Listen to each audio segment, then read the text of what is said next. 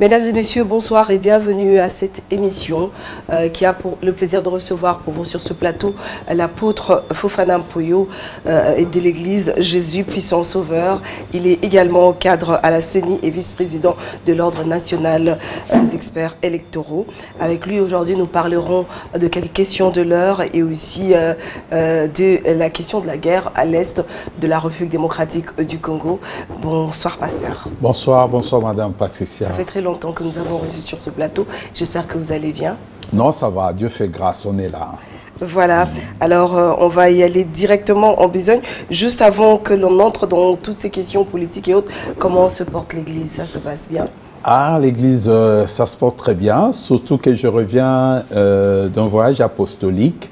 Je suis allé visiter les églises qui sont implantées à l'Est, spécialement à Kisangani. Et j'ai été agréablement surpris de voir que l'œuvre de Dieu évolue très bien. Et j'ai compris qu'en tout, il faut bien former les enfants.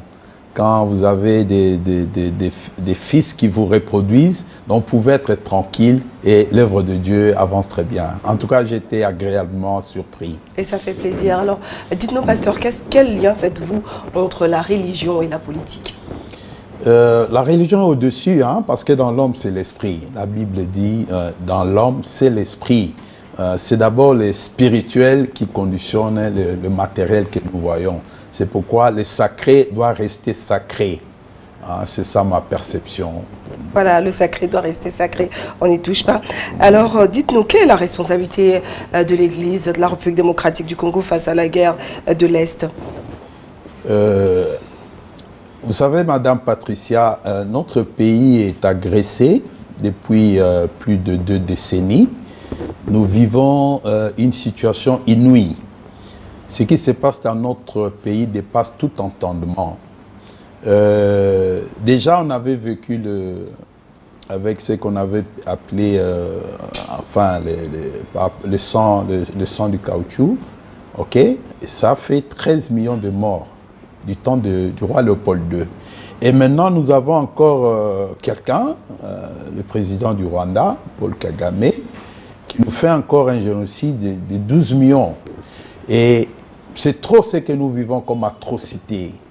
Je venais encore de suivre ce matin les déplacés des guerres.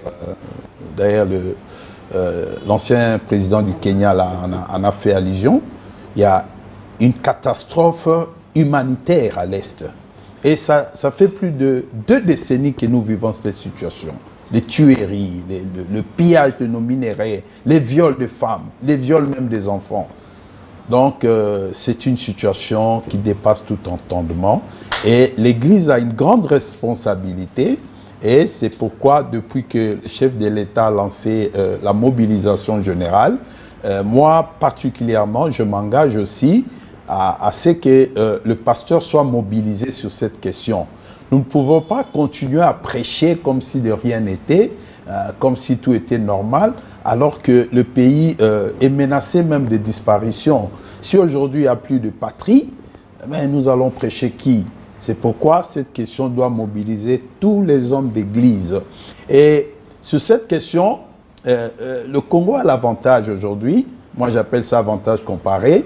Nous avons des serviteurs de Dieu congolais évangéliques qui sont partout au monde. Mais ils ne parlent pas de ce qui se passe dans leur pays. Or, nous devons saisir l'opinion publique des pays qui soutiennent cette agression. Parce que si on va au fond des choses, le Rwanda n'est qu'un instrument qu'on utilise. Mais derrière le Rwanda, il y a des pays anglo-saxons qui sont très engagés parce qu'ils visent les minéraux qui sont dans notre pays et ils créent le chaos pour avoir ces minéraux à moindre coût. Ok. Et vous pensez que dans un cas d'espèce, la République démocratique du Congo peut faire la guerre au Rwanda? Ma conviction est nette. Au point où nous en sommes, la RDC n'a pas d'autre choix que de faire la guerre au Rwanda. Ça, c'est ma conviction profonde et je le tire de la Bible.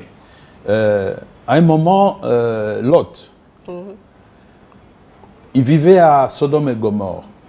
Il y a eu des pillards, des terroristes qui sont venus, qui ont attaqué Lot, qui ont pillé ses richesses, et ils sont partis. On est allé informer Abraham. Abraham n'a pas dialogué. Il a pris les armes, il a mobilisé 300 jeunes gens nés dans sa maison. C'est-à-dire, quand on va en guerre, il faut être accompagné avec des gens dont on est sûr. Mais notre armée est infiltrée jusqu'à la moelle épinière. Mais dans ces conditions-là, nous n'avons pas d'autre choix que de faire la guerre au Rwanda. Parce que cette situation n'a que trop duré. Je peux même vous ramener plus loin pendant l'époque coloniale. Nous sommes non loin d'Isangui, chez les Topoké. Pendant la colonisation, tu t'imagines, un seul blanc, il aligne 50 Congolais et il les fouette. Qu'est-ce qui s'est passé? Il y a une dame qui est sortie toute nue. Elle a commencé à crier dans le village, il n'y a pas d'homme, il n'y a pas d'homme dans ce village, il n'y a pas d'homme. Alors ça a révolté les hommes. Tu sais ce qu'ils ont fait? Non. Ils ont pris les blancs, ils l'ont tué, ils ont coupé, ils l'ont mangé. Oh là là. Ils se sont dit que ce qui viendra après, mais entre-temps, nous avons montré que nous sommes des hommes. Au point où nous en sommes, c'est une question de survie. C'est une question d'honneur. Le Rwanda, c'est un petit pays, de rien du tout.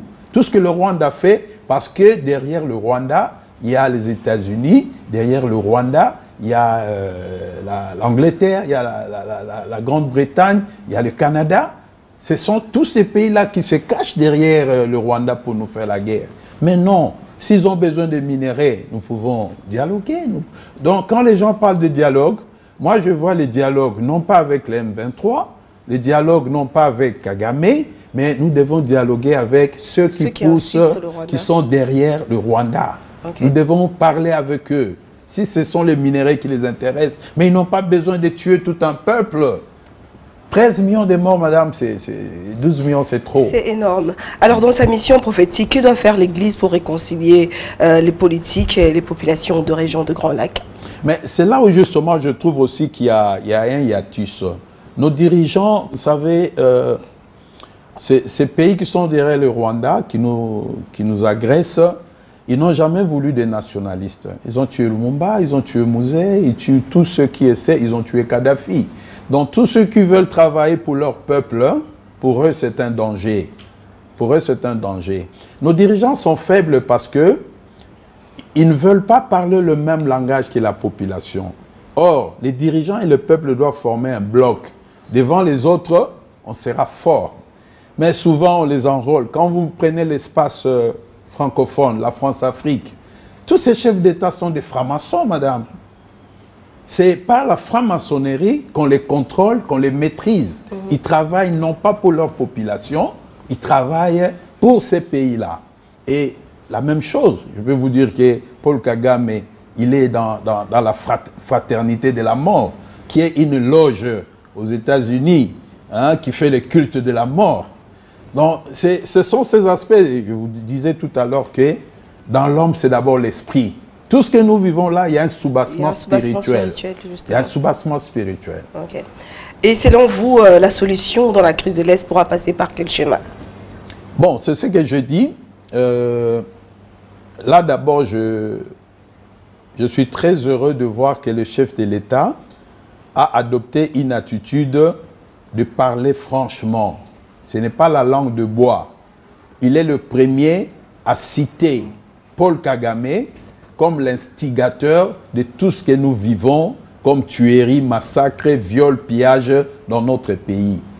Avant cela, personne n'a pointé du doigt Paul Kagame. Même les Occidentaux eux-mêmes, ils ont peur de Kagame. Vous avez suivi le secrétaire général des Nations Unies. Il n'arrivait même pas à dire que les armes que les M3 utilisent et les M23 utilisent venaient du Rwanda.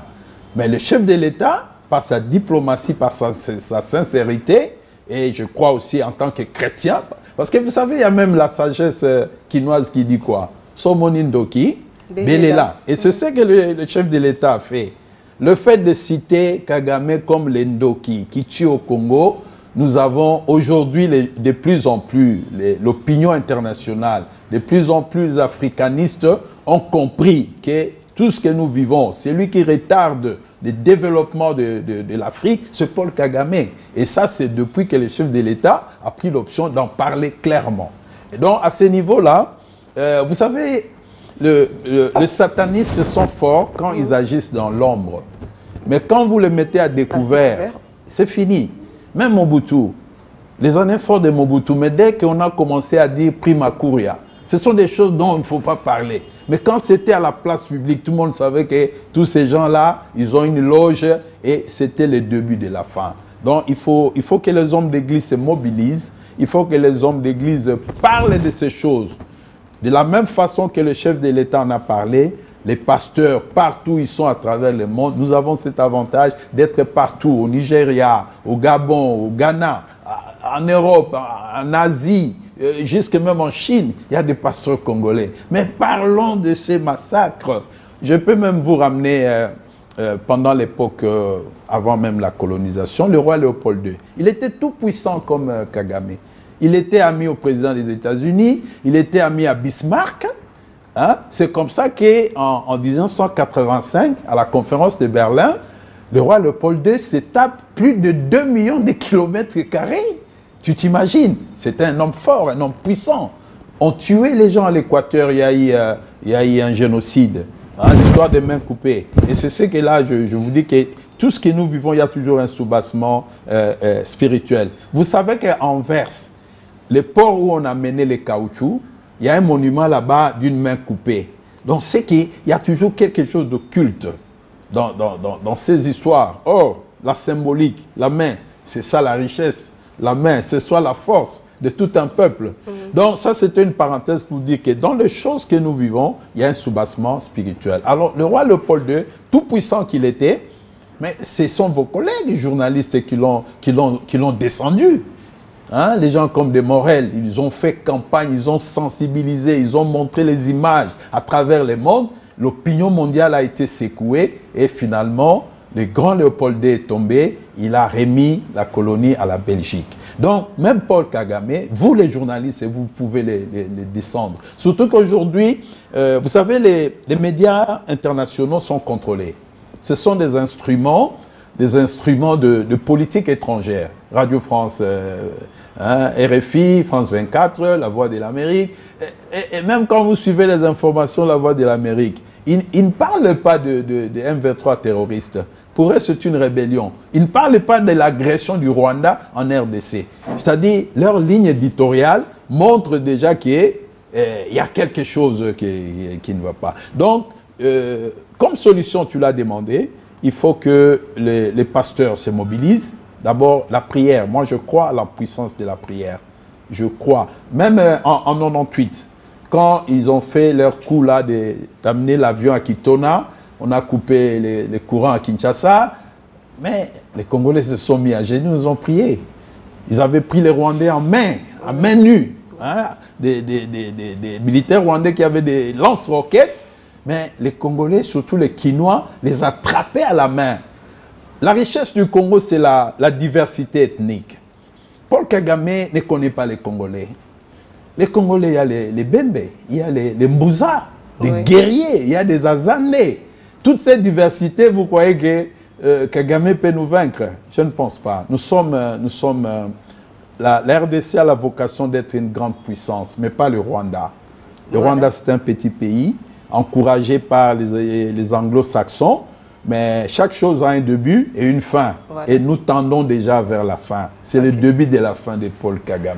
Voilà. Je vais revenir un peu sur vos mots. Tout à l'heure, vous aviez dit que vous nous avez donné un passage de la Bible pour nous dire qu'Abraham, quand il a fallu faire la guerre pour Lot, il a pris des gens de sa maison. Des gens de sa maison. Ça veut dire que ces personnes-là étaient unis. Des pères et des mères. Oui, ils étaient tous unis et ils avaient tous une seule idée. Alors, vous pensez que le Congolais l'actuel Congolais, l'actuel Kinois, a encore cette unité-là? Il est uni en interne pour se battre contre l'adversaire? Madame Patricia, je veux te révéler quelque chose. Touchez à tout. Mais quand vous touchez au Congo, tous les pays se réveillent. Ça, je l'ai vécu quand Moutebousi a pris Bukavu en 2004. Tous les Congolais se sont levés comme un seul homme pour s'opposer à cela. La même chose aujourd'hui. Si jusqu'à aujourd'hui notre pays n'est pas balkanisé, parce que quelque part tous les Congolais se retrouvent d'abord comme un Congolais. Mais ce qui est dommage, Vous savez, lorsque le RCD a fait sa rébellion, ils avaient un think tank, c'est-à-dire un groupe de réflexion.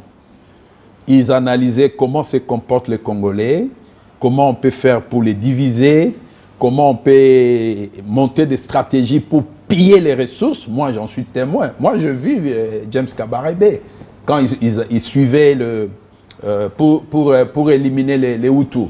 On parle de génocide, mais Kagame a fait un génocide des Hutus au Congo. Il a fait un génocide des Hutus au Congo. Donc, c'était une parenthèse pour dire que les massacres que nous vivons là, tout ce que nous vivons, c'est un soubassement spirituel. Il faut voir même la façon dont eux, ils tuent. Ils ne tuent pas facilement, Madame Patricia. Quand ils tuent, ils te coupent morceau par morceau. On ouvre le ventre des femmes enceintes. Donc, c'est une violence inouïe. Et c'est purement satanique. Qui est-ce que Paul Kagame n'a pas tué? Il a tué les Tutsis. Il a tué 2 présidents en fonction. Il tue ses opposants partout à travers le monde. Il a tué des évêques. Mais pour nous, les évêques, ce sont des hommes d'église. On ne touche pas aux hommes d'église. Les chefs traditionnels, on ne les tue pas. Mais avec Paul Kagame, il n'y a pas de limite. Il a même tué Kizito, les musiciens des gospel rwandais là. Bon voilà, ça c'est le prototype de Paul Kagame. Et nous, dans la prière, nous devons les combattre. Quand vous combattez quelqu'un, un sorcier, spirituellement, vous l'affaiblissez. De plus en plus, vous allez assister à sa chute. Voilà, vous parlez plus de prière et des hommes de Dieu, puisque vous êtes un homme de Dieu, bien évidemment. Je reviens encore sur vos paroles. Avec tout ce qu'on a assisté comme scandale autour des hommes de Dieu, tout ce qui se passe autour des hommes de Dieu, pensez-vous qu'il y a encore une certaine puissance dans la prière unie pour que vous puissiez combattre dans le spirituel toutes ces personnes? Parce qu'apparemment, c'est à cause de toutes ces faiblesses des hommes de Dieu qu'il y a eu aussi certaines choses spirituellement qui ont vendu le pays, à mon avis. Madame Patricia, s'il y a 100 pasteurs congolais, combien sont bons, combien sont mauvais? Il peut y avoir 90 bons et 10 mauvais. Mais les 90 bons là, on n'en parle pas. Moi, j'ai fait un travail merveilleux. Je viens de Kisangani où j'ai vu des vies des gens transformées, de guérison, de délivrance, des jeunes gens qui étaient des Kuluna. Grâce à l'évangile, aujourd'hui, ce sont des messieurs respectables. Mais ce travail-là, on n'en parlait pas. Mais les mauvaises nouvelles, quand un homme de Dieu commet des bêtises, mais il fait le buzz dans les réseaux sociaux. Donc moi, je suis convaincu que ceux qui sont mauvais, ils sont marginaux. Hein? Mais on en parle tellement. Les mauvaises nouvelles vont vite par rapport aux bonnes nouvelles. C'est ça la situation. Donc moi, je crois que dans ces pays, mais nous faisons la fierté quand nous sortons, Madame Patricia. Les pasteurs congolais, là où ils sont, mais ils sont respectables. Nous avons vraiment une longueur d'avance par rapport à l'évangile, par rapport à la prédication. Hein? La plus grande église en France, c'est l'église d'un Congolais. Vous allez au Canada, la même chose, madame. Mais c'est au pays ici, peut-être un seul qui fait peut-être le pétage, hein? Non, et ça pète tous les hommes de Dieu. On ne parle même pas de celui-là, il y en a plusieurs. Il y en a plusieurs actuellement. Mais en termes de pourcentage, il y a ces dernières années, c'était tout le temps. Il y a des hommes de Dieu très sérieux, à Massina, Ngabala. Le seul, c'est celui qui a sorti justement tous les égarements des pasteurs. Voilà pourquoi on l'attribue. On ne va pas s'attarder sur ça, pasteur. Il y a des très bons pasteurs, mais on n'en parle pas malheureusement. Justement, quand on fait un bon travail, on n'en parle pas. C'est quand ça commence à moisir. En fait, quand un fruit est bon, on ne le déplace pas. C'est quand ça moisit que ça fait beaucoup de bruit et ça sent. Voilà. Alors, votre réaction aussi suite à la déclaration de l'Église catholique sur la situation de l'Est du pays. Avez-vous une réaction par rapport à leur dernière réaction? Oui, je suis d'accord. Ils mobilisent le peuple de Dieu. Je même suivi aussi l'évêque général de Dokamba qui projette une marche pour soutenir les FARDC. Je suis très content que l'Église se réveille. Mais tous ceux qui parlent de dialogue, il n'y a pas de dialogue, ni avec les M23, ni avec Kagame. Si nous devons dialoguer, nous devons faire les lobbying. Les États-Unis, c'est un pays qui fonctionne avec des lobbying.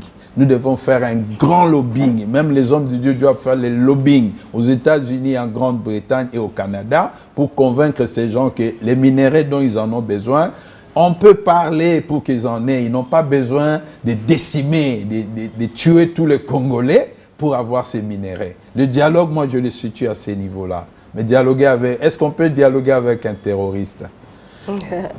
Voilà. Et même quand nous parlons de terrorisme, le terrorisme dont on parle là, mais c'est un soubassement spirituel. Hein? Vous savez, à un moment, Dominique Sakombi avait dit qu'il avait vu Mobutu boire du sang. Tu sais ce que ça signifie? Dans le milieu de pouvoir, tel que tu le vois là, beaucoup prennent le sang. Mais ils prennent le sang des gens terrifiés. Il y a tout un réseau, j'ai suivi quelqu'un qui en parlait en France. On enlève des petits-enfants. Les petits-enfants sont des innocents. On les traumatise, on les terrorise, on les tue et on prend ces sangs-là. Parce que quand quelqu'un a peur, quand quelqu'un est traumatisé, l'adrénaline monte. Et les hommes de pouvoir, ils cherchent cette adrénaline, ils boivent ça. Alors, c'est ce que Kagame fait. Tout ce que vous voyez comme tuerie, massacre, on tire même sur les camps des réfugiés. Vous êtes dans un camp des réfugiés. Déjà, vous avez quitté votre maison.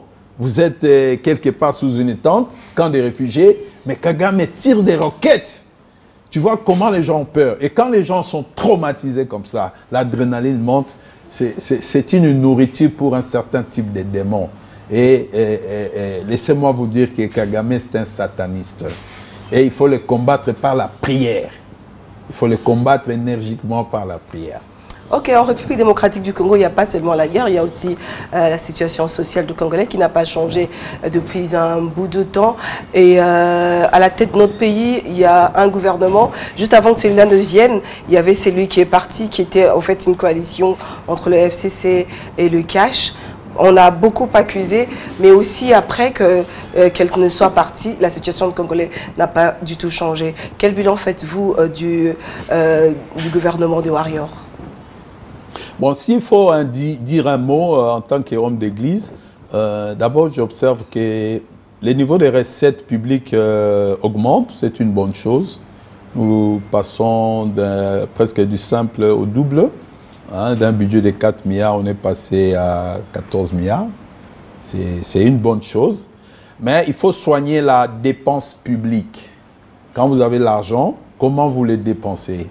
Comment vous le distribuez? C'est ce qu'on appelle la justice distributive. On parle du train de vie des institutions qui est un peu exagéré, ça c'est vrai. Ça c'est vrai. Le train de vie de nos dirigeants, c'est exagéré par rapport au niveau des recettes. Il faut qu'on pense aux médecins, il faut qu'on pense aux étudiants. Hein. Ça, c'est une question de distribution. La politique sociale, c'est une politique distributive, donc une justice distributive de ce qu'on a comme recette. Il faut soigner la qualité de la dépense. Ce que je pourrais dire encore, il faut lutter énergiquement et correctement contre la corruption. Jusque-là, la justice ne joue pas bien sa partition. Hein? L'IGF est en train de faire un bon travail, c'est vraiment encourageant, mais il faut que la justice prenne le relais. C'est-à-dire quand quelqu'un détourne l'argent public, il faut qu'il soit sanctionné, il faut qu'on récupère cet argent. Voilà ce que je peux donner comme bilan ou bien appréciation par rapport au gouvernement de Warrior. Alors, il y a aussi une autre question, c'est celle de savoir, parce que lentement et sûrement, nous sommes en train d'aller vers les échéances électoraux, mais est-ce que la CENI a bénéficié réellement de moyens de l'État pour organiser les élections? Bon, bien que j'ai droit des réserves, mais globalement, je peux dire que le processus électoral évolue bien. Comme vous le savez, la CENI a l'obligation constitutionnelle de l'organisation des élections, mais il faut que toutes les parties prenantes jouent leur partition correctement. Le gouvernement, je crois que comme il n'y a pas de bruit, c'est que le gouvernement a donné le moyen. Ça témoigne de la volonté politique, c'est que les élections soient organisées. Du côté de la CENI, nous avons l'avantage d'avoir un personnel très performant, hein, qui est vraiment qualifié et qui a l'expérience, parce que nous sommes au 4e cycle électoral. Nous avons les hommes qu'il faut et la direction de la CENI est experte. Donc, ils savent ce qu'ils doivent faire. De ce côté-là, si tout va bien, par la grâce de Dieu, déjà mi-décembre, nous allons commencer l'identification et l'enrôlement des électeurs. Vous avez suivi le président de la CENI, il vient de la Corée, où il a été se rendre compte que le kit d'enrôlement sont effectivement produits. Ils étaient déjà à 10 millions sur un total de 29 700, donc un peu moins de 50%. Donc tout va bien de ces côtés-là. Mais quand on parle d'élection, il faut surtout créer un climat de confiance. Et là aussi, je me réjouis parce que j'ai vu des avancées.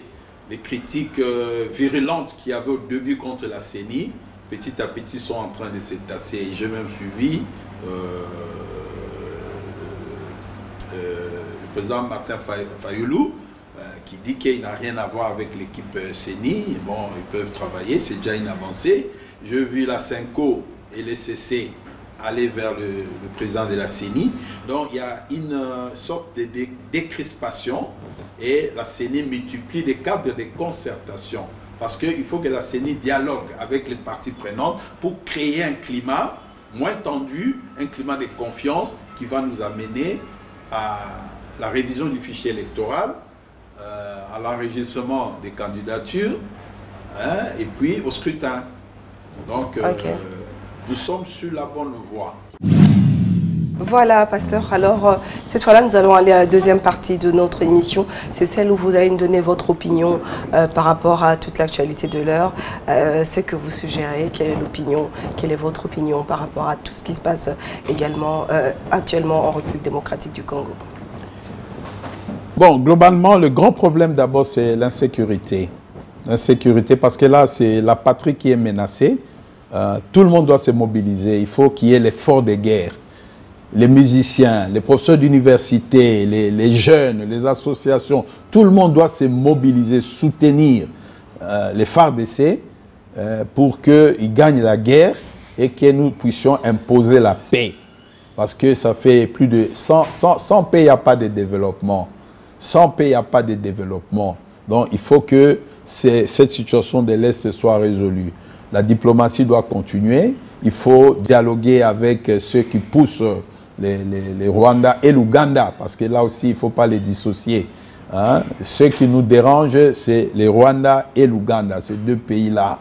Ils sont en train de nous déstabiliser. Ils sont en train de créer des fausses rébellions. Hein? Et ils sont en train de se dissimuler, de se cacher. Il n'y a que les mensonges. Et quand eux, ils ouvrent la bouche, c'est toujours le mensonge. Oh, le mensonge est du diable. Hein? Satan est le père du mensonge. Et là où il y a le mensonge, Dieu n'est pas là. Dieu n'est pas là. Je suis optimiste.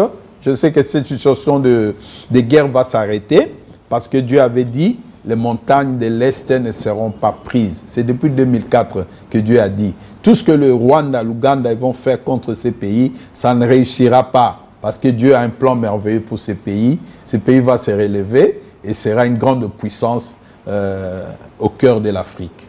Voilà, merci beaucoup, pasteur Fofana Mpoyo de l'église Jésus puissant sauveur. Excusez-moi, j'ai l'habitude de dire Jésus-Christ. Okay. Et j'ai tendance à le dire comme ça. Donc, Jésus puissant sauveur et votre église. Vous êtes également cadre à la CENI et vice-président de l'Ordre national des experts électoraux. C'était un plaisir de vous avoir reçu ce soir. Surtout un grand plaisir pour moi de te revoir, Madame Patricia. Merci beaucoup. Et voilà, donc, nous avons fini cette émission. Comme j'ai toujours l'habitude de le dire, les questions étaient les miennes, les réponses étaient celles de mon invité. Je vous retrouve très prochainement dans un autre numéro, mais juste avant de partir, je ne manquerai pas de dire merci à ce beau cadre que nous a reçu sur l'avenue du Livre, la place Le Baron, le balcon plutôt. Merci beaucoup à vous et à très prochainement.